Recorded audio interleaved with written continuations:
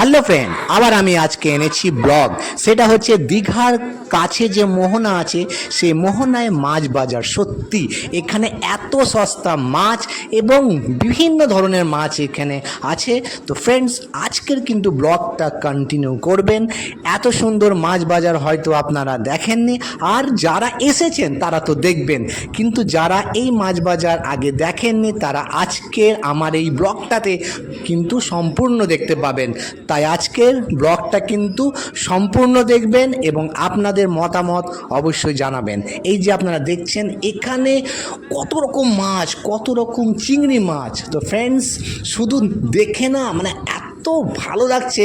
আর হ্যাঁ, যারা মাছ খেতে পছন্দ করেন তাদেরকে তো এই ব্লগটা খুব ভালো লাগবে। এবং মাছের এখানে বিভিন্ন ধরনের মাছ এই বাজারে আছে।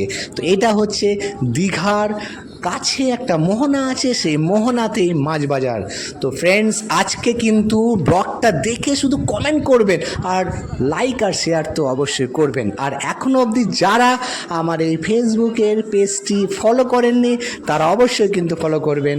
এই যে আপনারা দেখছেন ইলিশ মাছ, চিংড়ি মাছ, কত ধরনের মাছ, পাবদা মাছ, ভেটকি মাছ, আরও অনেক মাছ আছে এই মোহনাতে।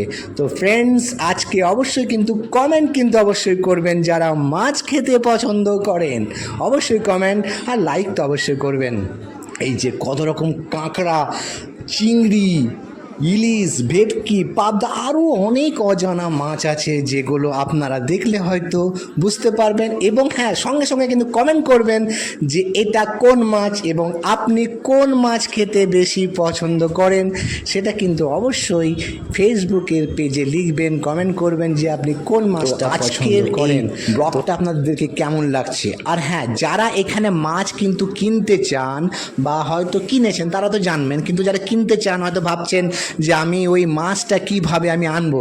তো এখানে সোলার একটা বক্স আছে, সেই বক্সের মধ্যে বরফের সঙ্গে মাছটাকে এত সুন্দরভাবে প্যাকিং করে দেওয়া হয় যে সেই 8 ঘন্টা থেকে 7 ঘন্টা কিন্তু এই মাছটা কিন্তু একদম সুন্দরভাবে থাকবে। আর আপনি এনে মানে 8 ঘন্টার এনে আপনি একদম এটাকে কিন্তু রান্না করে বা ফ্রিজের মধ্যেও রাখতে পারেন। তো 7 ঘন্টা 8 ঘন্টা ওরা অবশ্য অ্যাপ্রক্স বলছে, তো আমাকে আরও 1 ঘন্টা কম করে ধরে কিন্তু চলতে হবে।